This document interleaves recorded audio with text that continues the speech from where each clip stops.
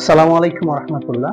আজকের ক্লাসে আমরা আছে ছিল থাকবে নাই এর বাক্যের পরিপূর্ণ নিয়মটা আজকে আমরা শিখব।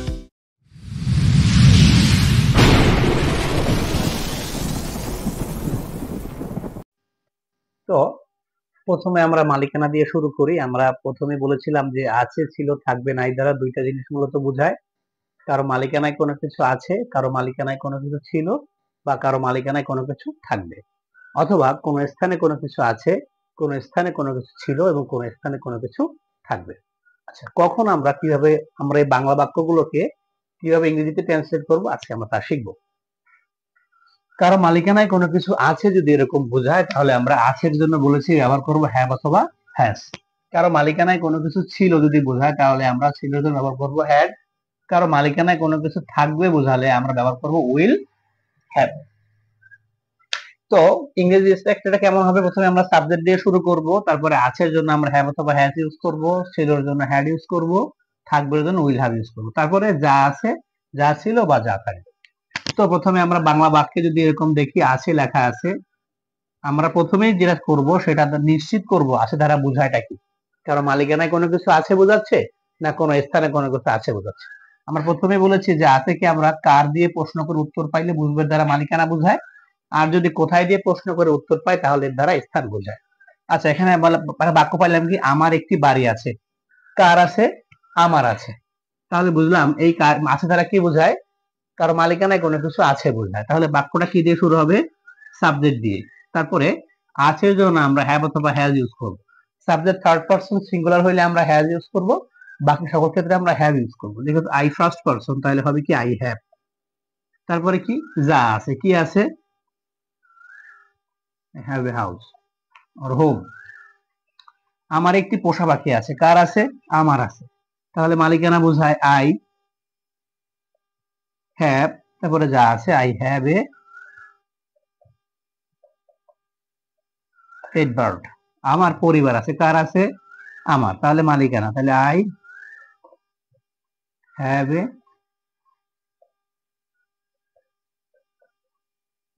প্যারেন্টস। আমার একটি ফুটবল ছিল, কার ছিল? কার ছিল? আমার ছিল। তাহলে বুঝলাম এর দ্বারা কি বোঝায়? মালিকানা বোঝায়। তাহলে সাবজেক্ট দিয়ে শুরু হবে, ছিলর জন্য হ্যাড, যা ছিল আই হ্যাভ এ ফুটবল। যদি এখানে আমরা আছে এগুলোকে চেঞ্জ করে দিই, আমার একটি বাড়ি ছিল, তখন কি হবে? তাহলে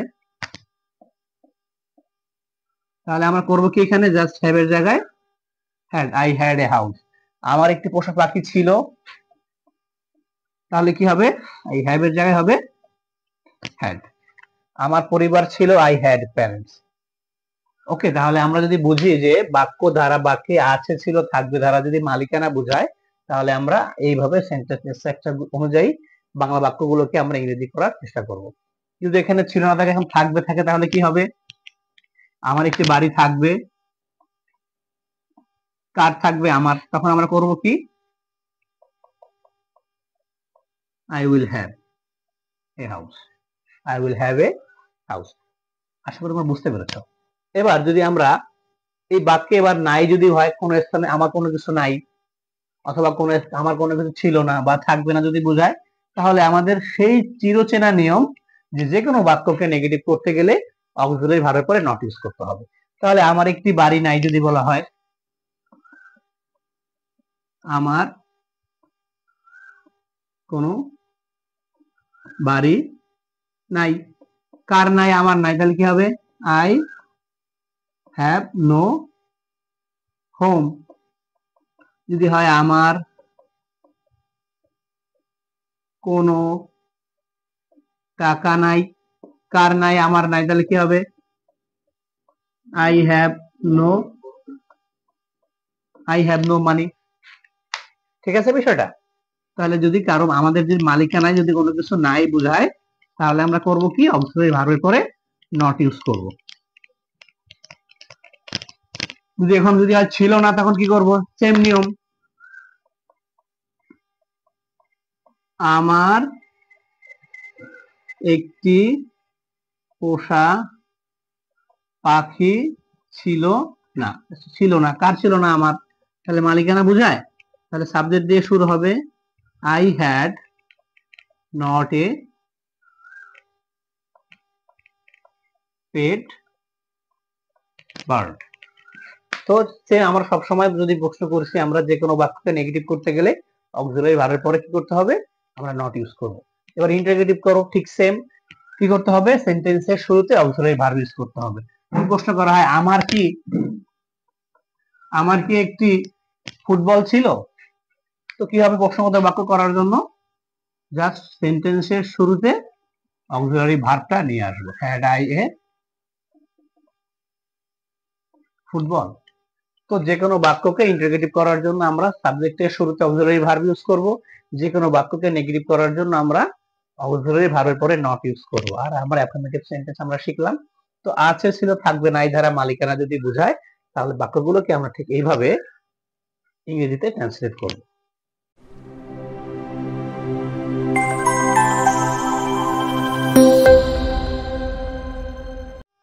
এবার আমরা দেখি যে কোন স্থানে কোনো কিছু আছে বা কোন স্থানে কোনো কিছু ছিল এবং কোন স্থানে কোনো কিছু থাকবে, এরকম যদি হয় তখন আমরা এর ইংরেজি কিভাবে করব। আচ্ছা, কোন স্থানে যদি কোনো কিছু আছে বোঝায়, তখন আমরা আছে এর জন্য কি লিখবো? ইজ অথবা আর। যদি কোনো স্থানে কোনো কিছু ছিল বোঝায়, তাহলে আমরা ছিলের জন্য লিখবো অথবা ওয়ার। কোন স্থানে কোনো কিছু থাকবে, থাকবে ইংরেজি লিখবো উইল বি। এবার ইংরেজি স্ট্রাকচারটা কেমন হয়? প্রথমে যদি আমরা যদি স্থান বোঝায়, তাহলে বাক্যটা দেয়ার দিয়ে শুরু হবে। তারপরে আমরা ইজ অথবা আর লিখবো। যা আছে, তা যদি সিঙ্গুলার হয় ইজ লিখবো। যা আছে তা যদি প্লুরাল হয় আর লিখবো।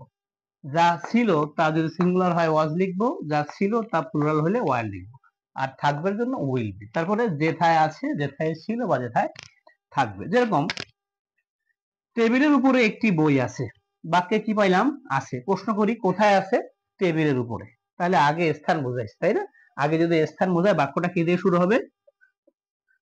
দেয়ার দিয়ে শুরু হবে। তারপর কি? ইজ অথবা আর। আছে কি? একটি বই। তাহলে বলছে কি, যা আছে তা যদি সিঙ্গুলার হয় ইজ, তাহলে যেহেতু একটি বই, তাহলে কি হবে? There is.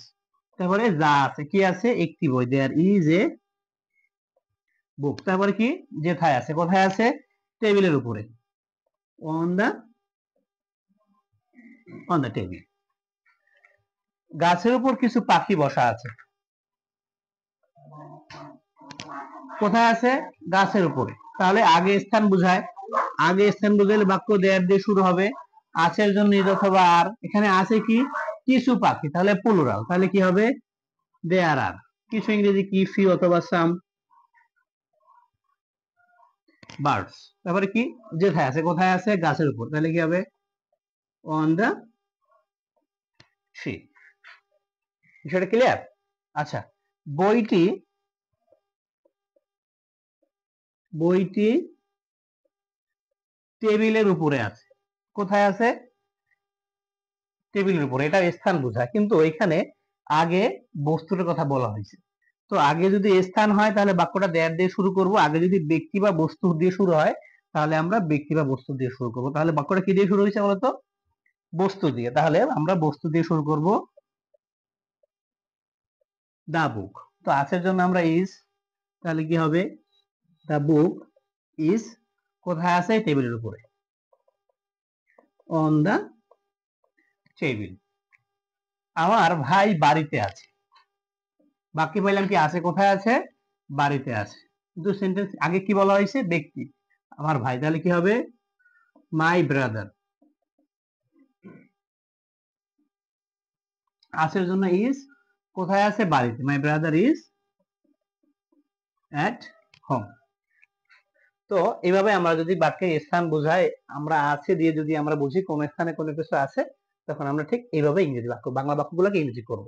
এবার যদি আমরা আছে জায়গায় পাল্টে দিই ছিল, তাহলে কি হবে? জাস্ট এখানে কি হবে? আর এর জায়গায় কি হয়ে যাবে? There were. যদি বলা হয় একটি বই ছিল, টেবিলের উপর একটি বই ছিল, তাহলে কি হবে? দেয়ার ওয়াজ এ বুক অন দ্য টেবিল। বইটি টেবিলের উপরে যদি বলি ছিল, তাহলে কি হবে? দা বুক ওয়াজ অন দ্য টেবিল। যদি বলা হয় আমার ভাইয়া বাড়িতে ছিল, my brother was at home. সেটা ক্লিয়ার না? আচ্ছা, যদি থাকবে হয় জাস্ট কি করবো আমরা, ওয়ার এর জায়গায় উইল বি, ওয়াজ এর জায়গায় উইল বি, ওয়াজ এর জায়গায় উইল বি দিলেই বাক্যগুলো কি হয়ে যাবে, ইংরেজি ট্রান্সলেট হয়ে যাবে। এই বাক্যগুলো তুমি নেগেটিভ করো। আমাদের সারা জীবনে এক নিয়ম, যে কোনো বাক্যকে নেগেটিভ করতে গেলে কি করতে হবে, অক্সিলারি ভার্বের পরে নট ইউজ করতে হবে। তাহলে কি হবে, যে যদি গাছের উপরে কিছু পাখি বসে ছিল না, যদি ছিল না বলে তাহলে কি হবে, দেয়ার ওয়ার কি নো অথবা not few birds on the tree. যদি বলা হয় টেবিলের উপরে একটি বই ছিল না, দেয়ার ওয়াজ নো অথবা not a book on the table. যদি বলা হয় বইটি টেবিলের উপরে ছিল না, the book was not on the table. যে আমার বলা হয় আমার ভাই বাড়িতে ছিল না, my brother was not at home. ঠিক আছে, যদি বাক্যকে নেগেটিভ করতে হয় ঠিক এভাবে করবো আমরা, অক্সিলারি ভার্বের পরে নট ইউজ করব। যদি ইন্ডিকেটিভ করা হয় তাহলে সেম, সাবজেক্টের শুরুতে অক্সিলারি ভার্বটা ইউজ করব। যদি প্রশ্ন করা হয় আমার ভাইয়া কি বাড়িতে ছিল, আমার ভাই কি বাড়িতে ছিল, তাহলে কি করব আমরা, জাস্ট সেন্টেন্সের শুরুতে অক্সিলারি ভার্বটা কি হবে, তাহলে ওয়াজ মাই ব্রাদার